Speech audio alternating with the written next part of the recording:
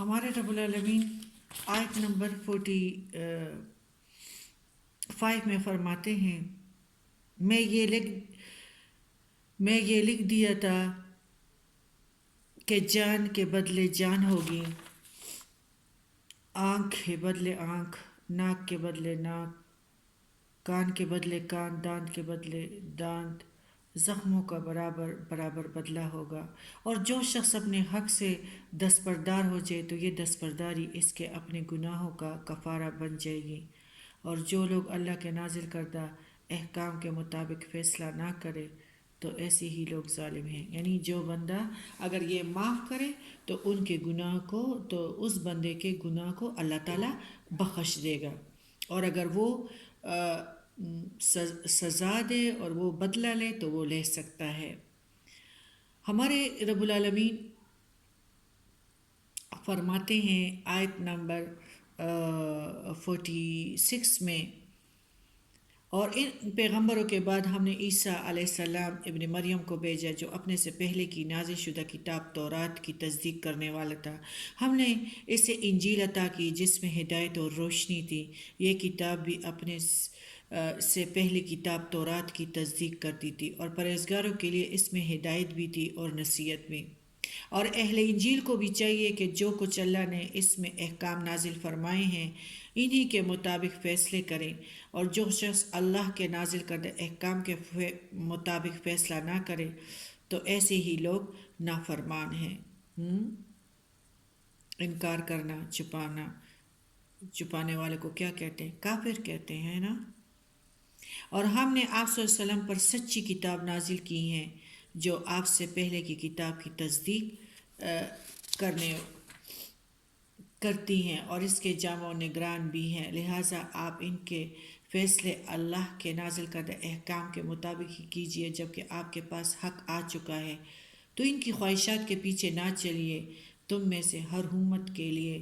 ہم نے ایک شریعت اور ایک رائے عمل مقرر کی ہیں، اور اگر اللہ چاہتا تو تم سب کو ایک ہی امت بھی بنا سکتا تھا، لیکن وہ تو چاہتا ہے کہ اس نے جو کتاب تمہیں دی ہے اس کے ذریعے تمہاری آزمائش کرے، لہٰذا اصل کام یہ ہے کہ بھلائی کے کاموں میں ایک دوسرے سے آگے بڑھو۔ جس طرح غزوہ تبوک میں حضرت عمر فاروق رضی اللہ تعالیٰ فرماتے کہہ رہے تھے کہ میں اس وقت حضرت ابوبکر سے آگے جاؤں گا، اور جب آ گئے تو اور حضرت ابوبکر بھی آئے تھے، پھر ہمارے نبی نے فرمایا ابوبکر نظر نہیں آ رہے، حضرت عمر نے کہا کہ آج میں بازی لے گیا ہوں۔ اس طرح سبقت کرنا چاہیے، لیکن ابوبکر جو تھے وہ ایسے خلیے میں تھے، یعنی بدن پہ بہت کم کپڑا تھا کہ اپنے آپ کو چھپایا تھا، باقی سب کچھ لائے تھے۔ حضرت عمر اپنے بچوں کا اور گھر کا حصہ چھوڑ کے لائے تھے، تو حضرت ابوبکر ادھر کھڑے ہو گئے تو اس نے کہا کہ میں اپنے گھر میں صرف اللہ اور رسول کا نام چھوڑ کے آیا ہوں، میرے گھر میں کچھ، تو پھر وہ بازی لے گئے۔ صدیقین میں حضرت ابوبکر صدیق رضی اللہ تعالیٰ عنہ ہیں مردوں میں،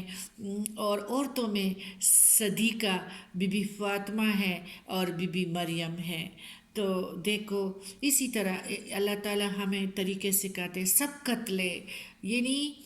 اصل کام یہ ہے کہ بھلائی کے کاموں میں اسی طرح ایک دوسرے سے آگے سبقت لے، آگے بڑھو۔ تم سب نے اللہ ہی کی طرف جانا ہے، پھر جن باتوں میں تم اختلاف کرتے رہے وہ سب کچھ تمہیں بتا دے گا۔ آپ صلی اللہ علیہ وسلم جب ان کا فیصلہ کریں تو اللہ کے نازل کردہ احکام کے مطابق کیجیے، ان کی خواہشات کی پیروی نہ کیجیے، اور اس بات سے ہوشیار رہیے کہ جو احکام اللہ نے آپ کی طرف نازل کیے ہیں ان سے یا ان کے کچھ حصے سے یہ لوگ آپ کو منحرف نہ کر دیں، اور اگر یہ ان باتوں سے اعراض کرے تو جان لیجئے کہ اللہ انہیں ان کے بعض جرائم کی سزا دینا چاہتا ہے۔ بلا شبہ ان میں سے اکثر لوگ نافرمان ہی ہیں۔ کیا یہ لوگ جاہلیت کا فیصلہ چاہتے ہیں؟ حالانکہ یقین کرنے والوں کے نزدیک اللہ سے بہتر فیصلہ کرنے والا کوئی نہیں ہو سکتا۔ اے ایمان والو، یہودیوں اور عیسائیوں کو اپنا دوست نہ بناؤ۔ یعنی اللہ تعالیٰ ادھر فرماتے ہیں کہ یہ لوگ جو ہے، یہ عیسائی پھر بھی مطلب آپ کو پتہ ہے کہ وہ جو اونٹ والے آئے تھے تو اس نے بڑے بھائی کو، لیکن وہ روم کے سردار تھے، تو روم والے ان کو بڑے بڑے انعامات اور جاگیریں عطا کی تھی، تو وہ نہیں مانے، لیکن پھر بھائی کو ڈانٹا تھا کہ یہ تو آخری نبی ہے، پیارے نبی کریم صلی اللہ علیہ وسلم ہے، وہ لوگ ایمان نہ لائے، عیسائی تھے، پھر بھی وہ سمجھ گئے کہ نبی کریم صلی اللہ علیہ وسلم، اور جو تھا عیسائی کا راہب، اس نے پیارے نبی کو پہچانا تھا۔ عیسائی پھر بھی اتنے وہ نہیں حسد کرتے تھے جتنے یہودی ابھی تک حسد کر رہے ہیں، ہندوئی اور یہودی، یہ ابھی تک جو ہے ان کی طرف سے یہ باتیں بھی ظاہر ہو رہی ہیں، اور دلوں میں ان کا جو ہے جو کینہ ہے، جو نفاق ہے، وہ ظاہر بھی ہو رہا ہے، اور وہ مسلمانوں کو مٹانا چاہتے ہیں۔ یہودی، عیسائی بھی، امریکہ بھی ان سے، یہودیوں سے اب ڈرتے ہیں، اور جو ہمارے ملک میں جو شریعت کا نظام حاصل نہیں ہے، تو اس لیے اللہ تعالیٰ فرماتے ہیں کہ جو میری کتاب پہ اپنا وہ نہیں رکھتے اور دشمنوں والے طریقوں پہ چلتے ہیں، تو ایسے لوگوں پہ میرے عذاب کا کوڑا پڑے گا، اور یہ لوگ ایسے لوگوں کی جماعت ذلیل ہوگی اور رسوا۔ تو سب کچھ سامنے ہے، اور اس آیاتوں میں تو سارے مسلمانوں کے پھول کھل گئے اور پوری طرح ننگے ہو گئے، کہ اس لیے کہ ہم شرمسار ہو رہے ہیں کہ ہمیں پتہ نہیں ہے کہ غلبہ کس قوم کو ملتی ہے۔ یہ جب ہم میں لوگ اٹھیں گے، اللہ کے دستور کو، پیارے نبی کے دستور کو، طریقوں کو اپنائیں گے، پیارے نبی اللہ تعالیٰ کے کتاب کے دستور کو عدالتوں میں عام کریں گے، تو اس پر اور کسی قیمت پہ اس کو چھوڑنے کے لیے ہم تیار نہیں ہوں گے، تو ہم تب غلبہ حاصل کر سکتے ہیں، ہندوؤں پہ بھی، یہودیوں پہ۔ لیکن جب حکومت، ہماری دوستیاں یہودیوں کے ساتھ ہیں، ہم ان سے محبت رکھتے ہیں، ان سے پیسے مانگتے ہیں، تو یہ تو منافقت ہے۔ ہماری ہمدردیاں بھی ان کے ساتھ ہیں، تو ہم اسی طرح جوتے ہمیں ان کی طرف سے ہمیں کھانے پڑیں گے، اور وہ زیادہ مالدار ہوتے جائیں گے اور ہم محتاج ہوتے جائیں گے۔ تو یہ بات اللہ تعالیٰ نے نہیں چھپائی، یہ کھول دی ہیں۔ جو آج کل حالات چل رہے ہیں، تو یہ سارے مسلمان ممالکوں کی منافقت کی وجہ سے ہے کہ وہ ذلیل اور رسوا ہو رہے ہیں۔ نہایت انتہائی مطلب اہم جو ہماری ضرورت ہے، وہ نہیں عن المنکر امر بالمعروف کا کام ہے کہ لوگ اٹھیں اور اس دستور کو عام کریں اور اسلام کو غالب لائیں، تو تب ہماری نمازیں بھی قبول ہوگی، ہماری دعائیں بھی قبول ہوگی، اور مسلمانوں کو فتح و نصرت بھی ملے گی۔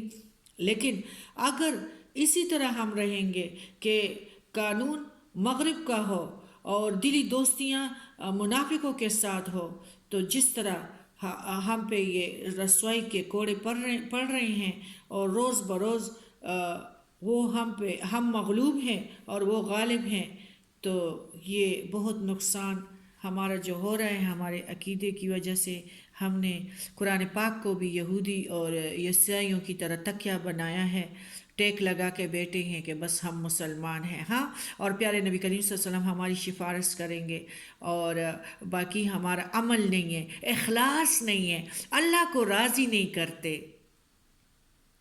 پاکستان کا مطلب کیا؟ لا الہ الا اللہ۔ صرف پاکستان نہیں، سارے مسلمان اور سارے مسلمان ممالکوں کو دیکھیں، وہی مغربی قانون رائج ہے۔ ادھر ہے کہ یقیناً اللہ تعالیٰ ظالموں کو ہدایت نہیں دیتا، اور یہ سب ایک دوسرے کے دوست ہیں۔ اگر تم میں سے کسی نے ان کو دوست بنایا تو وہ بھی انہی سے ہیں، یعنی انہی سے ہیں، تو ہم بھی تو انہی کے سے ہیں۔ آپ صلی اللہ علیہ وسلم، اللہ تعالیٰ ترجمہ ہے کہ آپ صلی اللہ علیہ وآلہ وسلم دیکھیں گے کہ جن لوگوں کے دلوں میں نفاق کا روگ ہے، وہ انہیں یہودی اور نصارہ میں دوڑ دھوپ کرتے پھرتے پھرتے ہیں، کہتے ہیں کہ ہم ڈرتے ہیں کہ کسی مصیبت میں نہ پڑ جائیں۔ ہو سکتا ہے کہ جلد ہی اللہ مومنوں کو فتح عطا فرما دے یا اپنی طرف سے کوئی اور بات ظاہر کر دے، تو یہ جو کچھ اپنے دلوں میں چھپاتے ہیں ان پر نادم ہو کر رہ جائیں گے۔ ہمارے پیارے نبی کریم صلی اللہ علیہ وسلم کے لیے جب مسلمان ایسے تھے کہ پیارے نبی کریم صلی اللہ علیہ وسلم جب اٹھتے تھے، نبی کریم صلی اللہ علیہ وسلم نے قتال کیا، جہاد کیے، بھوک برداشت کیے، اور جب کہا کہ مطلب دشمن کے سازشوں کے خلاف کہ تیار ہو، تو صحابہ نے کہا کہ ہم موسیٰ کے قوم کی طرح نہیں ہیں کہ ہم آپ کو کہیں گے کہ آپ خود لڑیں، ہم آپ کے ساتھ تن من دینے کے لیے بھی قربان ہیں۔ حقیقتاً وہی مسلمان تھے، انہوں نے اللہ تعالیٰ کے دین کو غالب کیا اور دشمنوں کے سازشوں کو جو تھا مطلب تہس نہس کیا، اور اسلام کو جو خطرہ لاحق تھا، اللہ تعالیٰ نے ان کے اخلاص کی وجہ سے اسلام کو اور روشن مشال کی طرح کیا اور اسلام کو غلبہ عطا کیا۔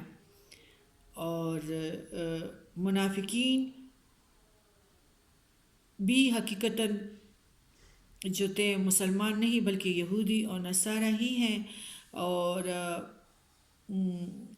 بہت سارے اگر قریش کے لوگ تھے، بڑے سردار تھے، لیکن جھوٹے نہیں تھے، سازشی نہیں تھے، کل عام دشمن تھے۔ یہ نہیں کہ سامنے سے میٹھے تھے۔ نبی کریم صلی اللہ علیہ وسلم نے جو بڑے بڑے سرداروں کا مقابلہ کیا، بڑے بڑے قوتوں کا مقابلہ کیا، اور اللہ تعالیٰ نے پیارے نبی کو فتح بھی دیا، اور اللہ تعالیٰ نے اسلام کو غلبہ دیا، جو بہت ہی مطلب کسی قیمت پہ صحابہ جو تھے پیارے نبی کریم صلی اللہ علیہ وسلم سے پیچھے ہٹنے والے نہیں تھے۔ تو غلبہ پیارے نبی کو ہوا، اللہ تعالیٰ نے ان کو دونوں جہانوں کے غموں سے بھی دور رکھا اور ان کو سربلندیاں عطا کی۔ لیکن مکہ کے جتنے بھی سردار تھے، بڑی بڑی قوتیں تھیں، لیکن منافق نہیں تھے، کل عام ان کی دشمنی تھی، پیٹھ پیچھے کچھ اور آگے میٹھے، یہ والا کام ان کا نہیں تھا۔ تو اس لیے پیارے نبی کو اللہ تعالیٰ نے جو تھا فتح مبین عطا کیا، اور مسلمان جو تھے ایک دوسرے کے لیے بالکل ریشم کی طرح تھے، نرم تھے، ایک دوسرے کے ساتھ محبت رکھتے تھے، ایک دوسرے کا ساتھ دیتے تھے۔ مدینے میں جب گئے، ساروں کو پتہ ہے کہ اگر کسی کی 2 بیویاں تھیں تو ایک کو طلاق دی، اور مہاجر بھائی کے ساتھ اپنے بیوی کا نکاح پڑھایا۔ اسی طرح اگر کسی کے گھر میں 2 پیالے تھے تو اس طرح ایک دوسرے کے لیے ریشم تھے اور کافروں کے لیے سخت تھے۔ آج اسی قوت کی اور اسی اخلاص کی دوبارہ ضرورت ہے۔